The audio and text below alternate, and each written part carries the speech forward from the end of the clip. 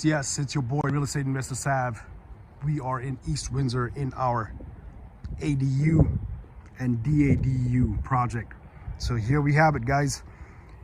We've formed our concrete forms to pour our footing. This is our footing on top of which we're going to have the tiny home sitting. So you can see over there, this is 10-inch, between 8 and 10 inch because of the depth differences. Footing over there, all with plywood forms. We're getting ready to pour for tomorrow. Okay, so we had some complications that you have to worry about when you're doing such sort of things, such sort of projects. For example, we have a mast, a hydro pole right there. See that hydro pole? So that is an issue. It's got to be at least 2 meters. The house has to start 2 meters away from that hydro pole. So that's something that you got to watch about. Our bylaw here in Windsor says that the tiny home has to be also 2 meters away from the existing structure. So that's something that you have to watch about. So when you draw this out, you got to make sure that you have enough distance from the setback, which is 4 feet. But because of the hydro pole on that alleyway, on that easement over there, it's got to be 2 meters. And this distance is here as well. So you got to lay this out accordingly if you want to maximize the space. This is what we've done over here, and we've poured our forms. You see, we have to excavate a little bit more than than where we are, because when we backfill, once the concrete ICF foundation wall goes up, then we can backfill right up against that. Okay, we got our 2 footings over here in the center. This is where our posts are going to come up in the crawl space. This is going to get 4-foot crawl space, ICF crawl space, and then our 2 posts go on top, and then we got a beam going right down there in the middle of this structure, which the subfloor will sit on top of, and then you have just the 1 main floor before you get the roof and stuff. All right, so that's how it's looking. We got rebar in our footing forms over there, ready to go. Oh, she's looking so good. We got a pipe sticking out, so this is where we're actually going to put our piping. So our drainage is going to go through there.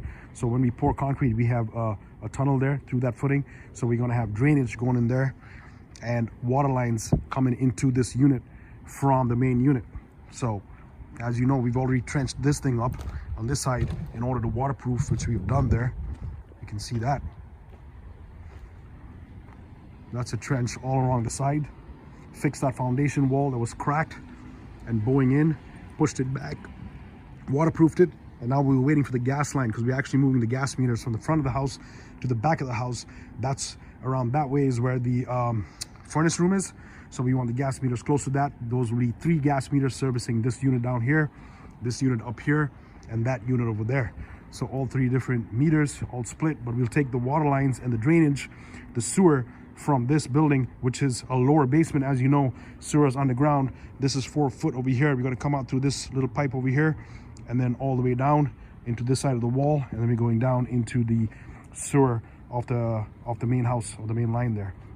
Okay, and the waters will go to there as well. So it's coming along real good. We're going to pour this concrete foundation tomorrow, the concrete footing tomorrow, and then it's all up to building the ICF and pouring that too.